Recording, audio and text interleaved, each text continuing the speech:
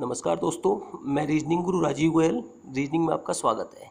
जैसा कि मैंने पहले भी आपको बताया है कि घर बैठे वीडियो के माध्यम से रीजनिंग को अच्छी तरह सीखा जा सकता है। उसी क्रम में आज अपन आगे चलेंगे और आज अपन नया चैप्टर शुरू करेंगे, डाइस यानी कि पासा। लेकिन उससे पहले मैं आपसे कहना चाहूँगा कि यदि वीडियो के माध्यम से आपको रीजनिंग अच्छी तरह समझ में आ रही है तो आप मेरे इन वीडियो को अपने अधिक से अधिक दोस्तों को शेयर कीजिएगा और ऐसे दोस्तों को शेयर कीजिएगा जिनके लिए ये उपयोगी है या जो कंपटीशन की तैयारी कर रहे हैं या जो रीजनिंग सीखना चाह रहे हैं। और एक बात, मेरा एक टीचिंग मेथड है R+R बराबर R, यानी कि रीड प्लस रिपीट बराबर रिमेंबर। यानी कि आप जब वीडियो को देखते हो तो सीखते हो और उन्हें बार बार जब रिपीट करोगे ना तो सवाल के कंसेप्ट क्लियर हो जाएंगे आपको, और जो सवाल के कंसेप्ट क्लियर हो जाएंगे तो आपको सवाल ही याद हो जाएगा। तो ये मेरा टीचिंग मेथड है कि रीड प्लस रिपीट बराबर रिमेंबर। हमें याद नहीं करना, हमें सिर्फ कंसेप्ट क्लियर करना है। तो इस पर भी आप विचार कीजिएगा। अब अपन चैप्टर पे आते हैं और चैप्टर पे आगे चलते हैं। देखो, पासे का हमें एक चित्र दिया गया है। पासे का हमें एक चित्र दिया हुआ है। तो पासे के संबंध में पहले अपन थोड़ी सी बेसिक जानकारी देते हैं कि पासे की क्या होती है, लंबाई, चौड़ाई और ऊंचाई ये अपने पास क्या होती है, समान होती है। यानी कि पासे की ये लंबाई होगी, ये अपने पास चौड़ाई होगी और ये अपने पास ऊंचाई होगी। तो पासे की लंबाई, चौड़ाई और ऊंचाई अपने पास क्या होती है, समान होती है। अगर लंबाई अपने पास 1 मीटर तो चौड़ाई भी 1 मीटर होगी और ऊंचाई भी उसकी 1 मीटर होगी। यानी कि लंबाई, चौड़ाई और ऊंचाई तीनों अपने पास क्या होती है, समान होती है। पासे में 6 सतह होती है, यानी कि 6, एक ऊपर की सतह होगी, एक अपने पास नीचे की, ये अपने पास और अपने पास, यानी कि 4, और एक अपने पास बैक और एक अपने पास फ्रंट। यानी कि पासे में 6 सतह होती है, या इन्हें पृष्ठ भी कहते हैं या इन्हें अपन फलक भी कहते हैं। कहने का मतलब ये है कि एक चौक का डिब्बा मान लेते हैं। चौक का डिब्बा अगर खाली है तो वो अपने पास पासा है, और चौक का डिब्बा अगर भरा हुआ है, ठोस है, तो वो अपने पास क्या होगा, घन। लेकिन ईंट जो अपने पास ठोस है उसे अपन क्या कहते हैं, घनाभ कहते हैं। तो चौक का डिब्बा खाली है तो पासा, भरा हुआ है तो घन, और ईंट क्या होती है, घनाभ होती है। तो पासे में 6 सतह, एक ऊपर एक नीचे, एक राइट और एक अपने पास लेफ्ट, एक अपने पास फ्रंट और एक अपने पास बैक। तो इन्हें सतह भी बोल सकते हैं, पृष्ठ भी बोल सकते हैं या फलक भी बोलते हैं। फिर उसके बाद पासे के 8 शीर्ष होते हैं या कोने होते हैं, 1, 2, 3 और 4 अपने पास ये। तो 8 शीर्ष या कोने होते हैं। और पासे में 12 रेखाएं या कोर होती है। रेखाएं अपने पास, रेखाएं 1, 2, 3, 4, 4 रेखाएं, 4 अपने पास इधर, 8, और एक अपने पास ये, एक अपने पास ये, 10, और एक अपने पास ये और एक अपने पास ये। तो 12 रेखाएं या कोर, यानी कि कोर क्या होता है, किनारा, यानी कि 12 रेखाएं या कोर होती है। देखो, अगला पॉइंट अपने पास कि पासे की प्रत्येक सतह, कोई भी एक सतह है ना, वो 4 सतहों को स्पर्श करती है। जैसे अपने पास ऊपर की सतह है तो वो किस किस को स्पर्श करेगी, लेफ्ट और राइट को स्पर्श करेगी, और फ्रंट को और बैक को स्पर्श करेगी, लेकिन नीचे वाली सतह को स्पर्श नहीं करेगी। तो पासे की प्रत्येक सतह होती है ना, जो 4 सतहों को स्पर्श करती है, और इन सतहों को अपन क्या कहते हैं, संलग्न सतह। जिन सतहों को स्पर्श करती है उन सतहों को अपन क्या कहते हैं, संलग्न सतह। जबकि एक ऐसी सतह होती है जिसको स्पर्श नहीं करती, तो इस सतह को अपन क्या कहते हैं, विपरीत सतह कहते हैं। यानी कि अपने पास पासा था तो पासे की जो ऊपरी सतह है वो किन की सतहों को स्पर्श करेगी, एक तो लेफ्ट को, एक राइट को, एक अपने पास फ्रंट को और एक बैक को। जैसे अपने पास ये पासा है और ये अपने पास एक सतह है, इधर वाली सतह को टच कर रही है, उधर वाली सतह को टच कर रही है, सामने वाली सतह को टच कर रही है, पीछे वाली सतह को टच कर रही है, लेकिन नीचे वाली सतह को टच नहीं कर रही। तो इस सतह की विपरीत सतह तो ये हो जाएगी जिसको कि टच नहीं कर रही, और बाकी की जो 4 सतह हैं, यानी कि ये और ये, जिनको स्पर्श कर रही है, इन्हें अपन क्या कहते हैं, संलग्न सतह कहते हैं। अगला पॉइंट है कि पासा एक त्रिआयामी आकृति है। त्रिआयामी की मतलब 3D आकृति है, जिसकी सभी सतहों को अपन एक साथ एक स्थिति चित्र द्वारा नहीं देख सकते। जैसे अपने पास ये पासे का एक स्थिति चित्र है, क्या इसकी हम सभी सतहों को एक साथ देख सकते हैं, नहीं देख सकते। अपन ये सतह देख लेंगे, ये सतह देख लेंगे, ये सतह देख लेंगे, लेकिन बाकी की ये दबी हुई सतह नहीं दिखेगी, ये नहीं दिखेगी, और ये अपनी पीछे वाली सतह नहीं दिखेगी। तो पासा एक 3D आकृति है जिसके एक स्थिति चित्र से अपन सभी सतहों को नहीं देख सकते। अगर अपन को सभी सतह देखनी है तो कम से कम इस तरह के अपन को 2 चित्र बनाने होंगे, तब जाकर अपन पासे की सभी सतहों को एक साथ देख सकते हैं। यानी कि इस तरह के दो चित्र का मतलब एक सतह, दो सतह और तीन सतह, ये अपन ने दिखाई हुई है, और बाकी की जो बची हुई तीन सतह वो अपन दूसरे चित्र में दर्शाते हैं। अगला पॉइंट है कि पासे के एक चित्र में विपरीत सतहों को एक साथ कभी भी दर्शाया नहीं जा सकता। जैसे इस सतह की विपरीत सतह ये हो गई, तो ये दोनों एक साथ इस एक चित्र में नहीं आ सकते। अगर एक इसमें आया तो दूसरा इसमें आएगा, यानी विपरीत सतह इसमें आएगी। ऐसे ये सतह और ये सतह एक दूसरे की विपरीत सतह हैं। अगर पासे की एक सतह इसमें दर्शाई तो दूसरी विपरीत सतह इसमें आएगी, यानी कि विपरीत सतह जो है वो एक साथ पासे के इस एक चित्र में कभी नहीं आती है। देखो, ये अपने पास एक पासा है जिसकी एक और इसकी विपरीत सतह तीन, चार की विपरीत सतह दो और ये पाँच की विपरीत सतह छः। एक ऊपर है तो तीन नीचे, एक दूसरे की विपरीत सतह, दो राइट में तो चार लेफ्ट में, एक दूसरे की विपरीत सतह, पाँच और छः, पाँच फ्रंट पे है तो छः बैक में, ये एक दूसरे की विपरीत सतह। और मैंने भी बताया था कि विपरीत सतह एक साथ पासे के एक चित्र में कभी नहीं आती, यानी कि एक और तीन दोनों एक साथ इस एक चित्र में नहीं आ सकते। अगर एक इसमें आ गया तो तीन दूसरे चित्र में ही आएगा। दो और चार दोनों एक साथ एक चित्र में नहीं आ सकते, अगर दो इसमें आ गया तो चार दूसरे चित्र में आएगा। और पाँच और छः एक साथ एक चित्र में नहीं आ सकते, अगर पाँच इसमें आ गया तो छः इसमें आएगा। कभी भी अगर कोई ऐसा चित्र आता है जिसमें दोनों विपरीत सतह, इस तरह का चित्र, यानी कि जिसमें दोनों विपरीत सतह एक साथ दर्शाई जाए, तो वो पासा कभी भी बनकर तैयार नहीं हो सकता, यानी कि वो पासा बनेगा ही नहीं है। अगला पॉइंट है अपन को कि मानक पासे में विपरीत सतह पर लिखे अंकों का योग हमेशा क्या होगा, 7 होता है। मानक पासा होता है स्टैंडर्ड पासा, जिससे कि अपन लूडो खेलते हैं या सांप सीढ़ी खेलते हैं। उसमें आप देखना कि एक अंक जहाँ होगा उसकी विपरीत सतह पर 6 लिखा होगा, क्योंकि दो विपरीत सतह यानी कि विपरीत सतह पर लिखे अंकों का योग हमेशा कितना आएगा, 7 आएगा। यानी कि एक की विपरीत सतह पर 6 होगा, दो की विपरीत सतह पर 5 होगा और तीन की विपरीत सतह पर 4 होगा। यानी कि जो स्टैंडर्ड पासा है यानी कि मानक पासा है, उनकी विपरीत सतह पर लिखे अंकों का योग हमेशा 7 होगा। लेकिन अपने जो सवाल आएंगे वो जरूरी नहीं है स्टैंडर्ड पासे के हो।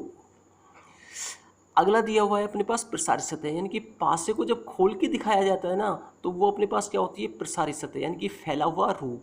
यानी कि पासे का इस रूप भी हो सकता है, पासे का ऐसा रूप भी हो सकता है, पासे का ये रूप भी हो सकता है और पासे का ये रूप भी हो सकता है। यानी कि पासे को जब अपन खोल देते हैं, फैला देते हैं, तो उस रूप को अपन क्या कहते हैं, प्रसारित रूप, पासे का खुला हुआ रूप या फैला हुआ रूप। जैसे चौक का डिब्बा है, आप एक कोने को काट लो, एक तरफ से एक कोना काट लो और उसको फैला दो, तो वो हो जाएगा पासे का खुला हुआ रूप। देखो, हमसे पासे के चैप्टर में सवाल पूछेगा कि विपरीत सतह पर लिखा अंक क्या होगा। यानी कि हमें पासे के ये दो चित्र दिए हुए हैं और हमसे पूछा जाए कि 5 अगर ऊपर लिखा है तो नीचे क्या होगा, या 3 राइट में लिखा हो तो लेफ्ट में क्या होगा। तो विपरीत सतह ज्ञात करने के लिए हमारे पास 3 नियम हैं। उन नियम की सहायता से हम विपरीत सतह ज्ञात करते हैं। पहला नियम क्या है कि पहला नियम कहता है कि पासे की जब दो स्थितियां दर्शाई गई हो, पासे की हमें दो स्थितियां दर्शाई गई हो और उनमें कोई भी दो अंक समान हो, जैसे 3 और 5, यहाँ पे भी 3 और 5, कोई भी दो अंक समान है, तो जो बचा हुआ अंक है वो एक दूसरे की विपरीत सतह पर होगा। यानी कि 2 की विपरीत सतह पर क्या होगा, 4। इससे ज़्यादा विपरीत सतह अपन ज्ञात नहीं कर सकते। जब भी पासे के हमें दो चित्र दर्शाए जाएं और उनमें कोई भी दो अंक समान है, तो जो बचे हुए अंक हैं वो एक दूसरे की विपरीत सतह पर होंगे। इससे ज़्यादा विपरीत सतह अपन ज्ञात नहीं कर सकते। दूसरा जो अपने पास नियम है कि पासे की दो स्थितियां अपने पास दर्शाई जाएं, लेकिन उनमें कोई भी एक अंक समान हो, कोई भी एक अंक अपने पास समान हो, तो समान अंक से घड़ी की सुई की दिशा में चलना है। घड़ी की सुई यूँ चलती है अपने पास, घड़ी की सुई की दिशा में अपन को चलना है। तो समान अंक अपने पास 3 है, तो 3 से घड़ी की सुई की दिशा में अपन चले तो 3 के बाद 5 आएगा और 5 के बाद 4, 3 के बाद 5 और 5 के बाद अपने पास क्या, 4। यहाँ पे भी समान अंक से घड़ी की सुई की दिशा में चलते हैं। 3 के बाद 6 और 6 के बाद 2, 3 के बाद 6 और 6 के बाद 2। तो इसका मतलब क्या हुआ कि 4 अंक है उसकी विपरीत सतह पर 2 होगा, 5 अंक है उसकी विपरीत सतह पर 6 होगा और 3 अंक जो है उसकी विपरीत सतह पर वो अंक है जो बचा हुआ है। यानी कि बचा हुआ अपने पास क्या है, 1। यानी कि 1 2 3 4 5 और 6, तो बचा हुआ अंक अपने पास 1 है। तो 3 अंक की विपरीत सतह पर क्या होगा, अंक 1 होगा। अगर कभी भी ये अंक लगातार ना दिए जाएं तो 2 पासों की जगह 3 पासे देखा और 3 पासे में जो नया अंक होगा वो इस अंक की विपरीत सतह पर होगा।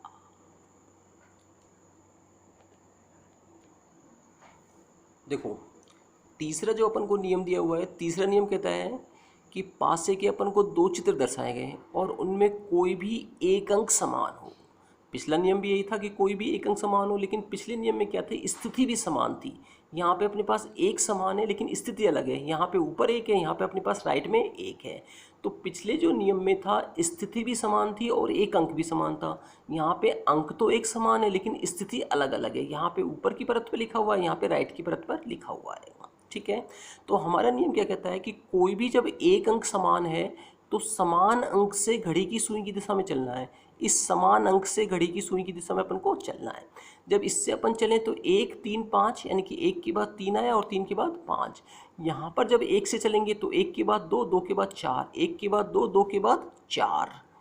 तो ये अपने पास क्या हुआ कि 5 की विपरीत सतह पर 4 हो जाएगा, 3 की विपरीत सतह पर 2 हो जाएगा और 1 की विपरीत सतह पर क्या होगा, जो बचा हुआ है। और अपने पास बचा हुआ क्या रह गया, 6, क्योंकि 1 आ चुका, 2 आ चुका, 3 आ चुका, 4 आ चुका, 5 आ चुका, 6 सतह होती है तो एक अंक बचा अपने पास 6, तो 1 की विपरीत सतह पर क्या होगा, 6। तो ये 3 नियम है अपने पास। ये 3 नियम अपने लिए पासे की विपरीत सतह ज्ञात करने में मदद करेंगी। तो जब भी अपने पास सवाल पासे की विपरीत सतह से संबंधित आते हैं तो इन 3 नियमों का अपन को उपयोग करना है। देखो अब अपन को सवाल दिया हुआ है कि नीचे मानक पासा दर्शाया गया है। देखो जब भी मानक पासा दर्शाया जाए तो हमें एक पासा ही मिल जाए तो भी विपरीत सतह अपन ज्ञात कर सकते हैं, क्योंकि मानक पासे की विशेषता क्या होती है कि विपरीत सतह पर लिखे अंकों का योग हमेशा कितना होगा, 7। तो मानक पासा जब भी आएगा तो वो हमें एक ही पासा देगा और हमें विपरीत सतह पर लिखे अंकों का योग कितना करना है, 7 करना है। देखो यहाँ ऊपर 1 लिखा हुआ है तो नीचे क्या हुआ, 6। तो 1 की विपरीत सतह पर क्या जाएगा, 6, क्योंकि 6 + 1 बराबर कितना हो गया, 7। यहाँ पे 5 लिखा हुआ है तो लेफ्ट में क्या जाएगा, 2, क्योंकि 2 + 5 बराबर कितना हो गया, 7। तो लेफ्ट में क्या जाएगा, 2। तो 5 की विपरीत सतह पर क्या हो गया, 2। और 4 जो फ्रंट में लिखा हुआ है तो बैक में क्या हो जाएगा, 3। 4 + 3 बराबर क्या हुआ, 7। तो 4 की विपरीत सतह पर क्या हो जाएगा, 3 हो जाएगा। देखो अंक 1 की विपरीत सतह पर 6 हो गया, 2 की विपरीत सतह पर 5 हो गया और 3 की विपरीत सतह पर क्या होगा, 4। क्योंकि मानक पासे की ध्यान रखना विशेषता क्या होती है कि विपरीत सतह पर लिखे अंकों का योग हमेशा क्या होता है, 7 होता है। अगला सवाल देखते हैं कि अगला सवाल दिया है कि 2 विभिन्न स्थितियां दर्शाई गई है। पासे की अपन को 2 विभिन्न स्थितियां दर्शाई गई हैं, प्रत्येक की विपरीत सतह अपन को ज्ञात करनी है। देखो जब भी अपन को 2 पासे दिए जाएं और उनकी विपरीत सतह ज्ञात करनी है तो हमें सबसे पहले ये देखना है कि कितने अंक समान है। देखो यहाँ पे 3 और 2 है, 5 और 6 है, लेकिन एक यहाँ पे है, एक यहाँ पे, तो एक अपने पास अंक समान है। जब भी एक अंक समान है तो उस समान अंक से घड़ी की सुई की दिशा में अपन को चलना है। समान अंक से घड़ी की सुई की दिशा में अपन को चलना है। यहाँ पे अपन 1 से चलें तो 1 के बाद 2, 2 के बाद 3, ये अपने पास 1 और 1 के बाद 2 और 2 के बाद अपने पास 3। यहाँ पे अपन 1 से चलें तो 1 के बाद 6 और 6 के बाद 5, 1 के बाद अपने पास 6 और 6 के बाद अपने पास 5। तो 3 की विपरीत सतह पर क्या आया, 5, और 2 की विपरीत सतह पर क्या आया, 6, और 1 की विपरीत सतह पर जो बचा हुआ अंक है, और बचा हुआ अंक अपने पास क्या है, 4। तो 1 की विपरीत सतह पर क्या हो जाएगा अपने पास, 4। देखो अगला सवाल अपन को दिया हुआ है कि पासे की 2 विभिन्न स्थितियां दर्शाई गई है, प्रत्येक सतह की विपरीत सतह अपन को ज्ञात करनी है। सबसे पहले जब भी अपन को 2 पासे दिए जाएं तो हमें ये देखना है कि कितने अंक समान है। यहाँ पे 2 3 4, यहाँ पे 4 1 5, तो एक अंक समान है अपने पास क्या, 4। तो समान अंक से जो अंक अपन को समान मिला है, यहाँ पे 4 अपने पास समान है, तो समान अंक से घड़ी की सुई की दिशा में चलना है अपन को। समान अंक से घड़ी की सुई की दिशा में, तो 4 के बाद 3 और 3 के बाद 2, 4 के बाद 3 और 3 के बाद 2। यहाँ पे भी 4 से चलेंगे तो 4 के बाद 5 और 5 के बाद अपने पास 1, 4 के बाद 5 और 5 के बाद 1। इसका मतलब क्या होगा कि 2 की विपरीत सतह पर तो 1 आएगा, और 3 की विपरीत सतह पर 5, और 4 की विपरीत सतह पर जो बचा हुआ अंक है, और बचा हुआ अंक अपने पास क्या है, 6। तो 4 की विपरीत सतह पर क्या जाएगा, 6 आ जाएगा। ठीक है, अगला सवाल देखते हैं। अगला सवाल दिया हुआ है कि 2 विभिन्न स्थितियां दर्शाई गई है, प्रत्येक सतह की विपरीत सतह अपन को ज्ञात करनी है। ये जो अपने पास पासे के दो चित्र दर्शाए गए हैं, सबसे पहले इनमें देखना है कि कितने अंक समान हैं। यहाँ पे 2 और 1 और यहाँ पे भी 2 1, 2 अंक समान है। अगर जब 2 अंक समान हो तो जो बचा हुआ अंक है वो एक दूसरे की विपरीत सतह पर होंगे। यहाँ पे 2 और 1, यहाँ पे भी 2 और 1, तो यहाँ पे बचा हुआ क्या है 4 और यहाँ पे बचा हुआ क्या है 5। तो 4 की विपरीत सतह पर क्या हो जाएगा 5 हो जाएगा। इससे ज़्यादा विपरीत सतह अपन ज्ञात नहीं कर सकते। ध्यान रहे, जब भी पासे के 2 ऐसे चित्र दिए जाएं जिनमें कि कोई भी 2 अंक समान है तो बचा हुआ अंक एक दूसरे की विपरीत सतह पर होगा, यानी कि केवल एक ही विपरीत सतह ज्ञात कर सकते हैं। इससे ज़्यादा विपरीत सतह अपन ज्ञात नहीं कर सकते। देखो अगला सवाल अपन को दिया हुआ है कि पासे की विभिन्न स्थितियां दर्शाई गई है, प्रत्येक सतह की विपरीत सतह ज्ञात कीजिए। यहाँ पे पासे के अपन को 2 चित्र की जगह उसने 3 चित्र दिए हुए हैं, तो हमें कोई भी 2 ऐसे चित्र लेने हैं जिनमें केवल और केवल एक अंक समान हो या एक अंक कॉमन हो। देखो अगर पहला और दूसरा चित्र लेते हैं तो समान अंक अपने पास क्या हुआ O। यहाँ पे ये अपन ने पहला चित्र लिया, ये अपन ने दूसरा चित्र लिया, ठीक है। समान अंक क्या है O, तो O से घड़ी की सुई की दिशा में चलते हैं। O के बाद I और I के बाद P, O के बाद I और I के बाद P। यहाँ पे भी समान अंक यानी कि O से चलते हैं, O के बाद A और A के बाद E, O के बाद A और A के बाद E। तो P की विपरीत सतह पर क्या हो जाएगा E और I की विपरीत सतह पर क्या हो जाएगा A और O की विपरीत सतह अपन को ज्ञात करनी है। हमने इन दोनों चित्रों की तुलना करके ये चीज़ निकाल ली। अब तीसरा जो बचा हुआ चित्र है उसमें देखेंगे नया क्या है, और यहाँ पे नया क्या है U, तो O की विपरीत सतह पर अपने पास क्या जाएगा U आ जाएगा, ठीक है।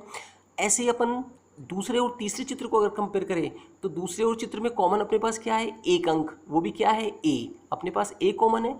तो ये देखो दूसरा और ये अपने पास तीसरा, यहाँ पर A से, क्योंकि समान अपने पास क्या है एक कॉमन अपने पास A है, तो A से घड़ी की सुई की दिशा में चलते हैं। A के बाद E और E के बाद O, A के बाद अपने पास E और E के बाद अपने पास O। यहाँ पे भी A से चलते हैं, A के बाद P और P के बाद U, A के बाद P और P के बाद U। तो O की विपरीत सतह पर क्या हो गया U और E की विपरीत सतह पर क्या हो गया P। अब A की विपरीत सतह ज्ञात करनी है। चूँकि अपन ने इन दोनों की तुलना करी है तो इन दोनों को तो छोड़ दो, इसमें जो नया है वो इस A की विपरीत सतह पर होगा। और इसमें नया क्या है, देखो P अपने पास आ चुका, O अपने पास आ चुका, नया क्या है I, तो A की विपरीत सतह पर क्या हो जाएगा I हो जाएगा। तो पासे के अपन कोई भी दो चित्र लें, पासे के अपन को मान लो 2 से ज़्यादा चित्र देता है और उनमें से कोई भी 2 चित्र लें तो उत्तर हर हाल में समान आएंगे। जैसे इन दोनों की तुलना करी तो ये उत्तर आया, इन दोनों की तुलना करिए तो भी यही उत्तर आया। तो पासे के कोई भी 2 चित्र लें और उनकी तुलना करें तो उत्तर हर हाल में समान ही आएगा। अब जैसे अपन पहला और तीसरा लेते हैं, क्योंकि पहला और तीसरे में भी अपने पास एक ही कॉमन है, क्या P। तो P से घड़ी की सुई की दिशा में चलते हैं। देखो ये अपने पास पहला चित्र, ये अपने पास तीसरा चित्र अपने पास, तो ये P से घड़ी की सुई की दिशा में, P के बाद O के बाद अपने पास क्या हो गया I, P के बाद O के बाद अपने पास क्या हो गया I।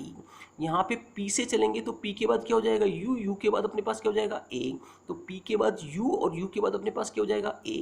तो I की विपरीत सतह पर A होगा और O की विपरीत सतह पर U होगा, और P की विपरीत सतह पर कौन सा, पहले और तीसरे के अपन ने कंपेयर किए हैं, तो बचा अपने पास दूसरा। तो दूसरे में जो भी नया हो, और दूसरे में नया क्या हो, O तो आ चुका, A तो अपने पास आ चुका, O भी आ चुका और A भी आ चुका, तो बचा क्या E। तो P की विपरीत सतह पर क्या जाएगा E। तो ध्यान रखना कि पासे के 2 चित्र तो हमें मस्ट है, जरूरी चाहिए। अगर 2 से ज़्यादा दें तो उनमें से कोई भी 2 ऐसे पासे सेलेक्ट करने हैं जिनमें केवल एक कॉमन है, क्योंकि एक कॉमन हैगा तो सारी विपरीत सतह एक साथ अपन ज्ञात कर सकते हैं, और अगर 2 कॉमन मिलते हैं तो केवल एक ही विपरीत सतह ज्ञात कर सकते हैं। दोस्तों आज के लिए अपन इतना ही रखेंगे। अगर आपको वीडियो के माध्यम से अच्छी तरह समझ में आ रहा है और आपको अच्छा लग रहा है तो मेरा निवेदन है कि आप अपने अधिक से अधिक दोस्तों को शेयर कीजिए, लेकिन ध्यान रहे ऐसे दोस्तों को शेयर करें जिनके लिए ये उपयोगी है, या जो रीजनिंग की तैयारी कर रहे हैं या जो कंपटीशन की तैयारी कर रहे हैं। आपका बहुत बहुत धन्यवाद।